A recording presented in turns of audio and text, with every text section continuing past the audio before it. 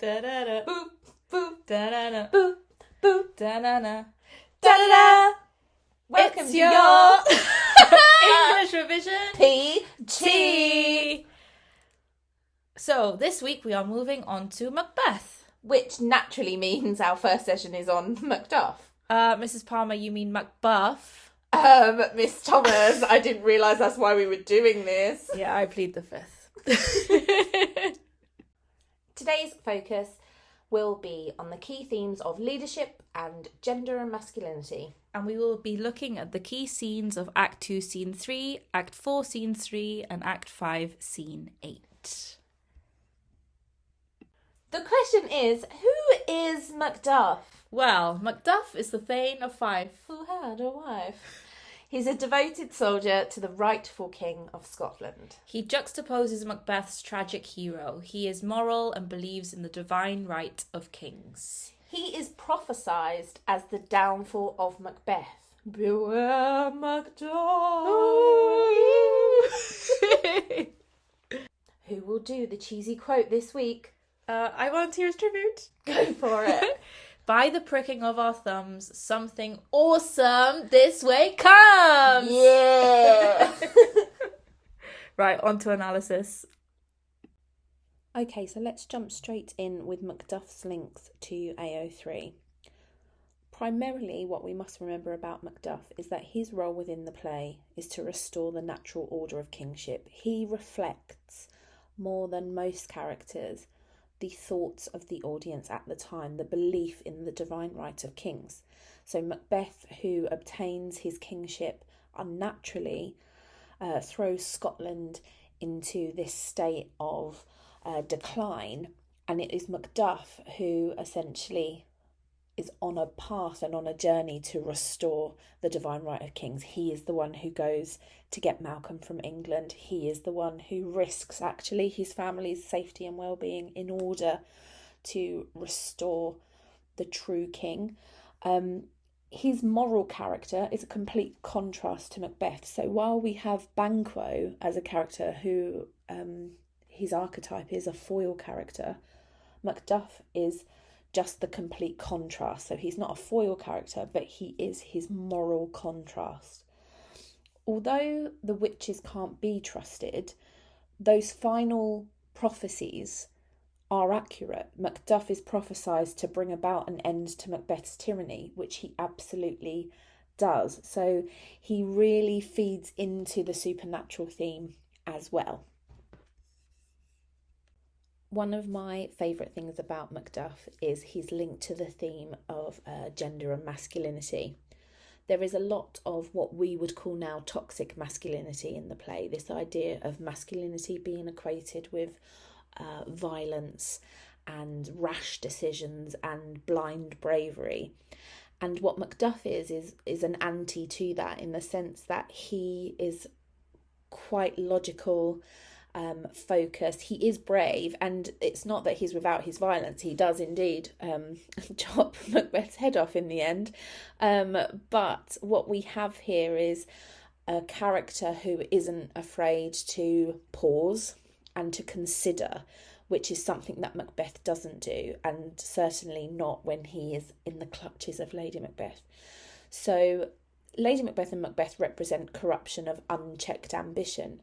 Macduff is this moral force who essentially is very much about Scotland and national pride, and that becomes a different version of masculinity, a man who is loyal and a man who does what is morally right, as opposed to just a man who is very violent and brave on the battlefield. One of my favourite comparisons to make is that in Act 1, Scene 7, when Macbeth is having doubts about killing Duncan, Lady Macbeth berates him, emasculates him, and she tells him, when you durst do it, then you were a man. And she herself as a character equates masculinity with violence, and this is a common theme throughout. But in Act 4, Scene 3, when Macduff finds that his wife and children have been murdered, rather than respond violently immediately, he says, but I must also feel it as a man. And this is a direct contradiction to Lady Macbeth's version of masculinity. So it's nice because he's claiming that emotions are fundamental to being a man. And I just think that's really great and quite ahead of its time. Okay, so in our literature essays, we must always be considering structure. Shakespeare was fantastic at structuring his plays in a very clever way, and Macduff's character is no exception to this. So I've picked out 4 scenes that I think are worth revisiting and revising from, and just taken a quote or 2 from each, just so you can get a sense of the impact of his dramatic structure as a character. So in Act 2, Scene 3 is the moment when Macduff comes in and discovers Duncan's murdered body. And that's a dramatic moment anyway, and there are lots of lovely phrases that he uses that show his horror and his despair at the death of Duncan. But I've chosen this quotation: "Most sacrilegious murder hath broke ope the Lord's anointed temple." And if you ever wanted a quotation that illustrates the divine right of kings perfectly, this is it. Because what he uses here is the word sacrilegious, this idea of it being completely against religion, so unnatural, and the idea that Duncan's murder, his dead body, it's broken open the Lord's anointed, the Lord's chosen temple. It's such beautiful imagery by Shakespeare that really would sing to the audience's belief in the divine right of kings. In Act 4, Scene 1, we don't see Macduff, but this is the scene where Macbeth orders and plans the slaughter of Macduff's wife and children. Now, this is a huge turning point for Macbeth as a character, because he solidifies for the audience that there is not a tiny glimmer of nice about him anymore, because there is just no need to kill Lady Macduff and the children because they are of no threat. This is pure punishment. But it's the way he graphically reveals how he will destroy Macduff, and it's through his wife and children. Seize upon Fife, because obviously Macduff is the Thane of Fife. Trace him in his line, so that's reference to his bloodline.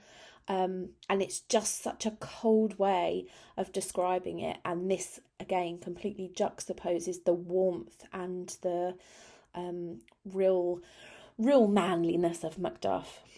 In Act 4, Scene 3, this is where Macduff travels to England to find Malcolm, and he speaks really passionately about 2 things: how much he hates Macbeth and how much he loves Scotland.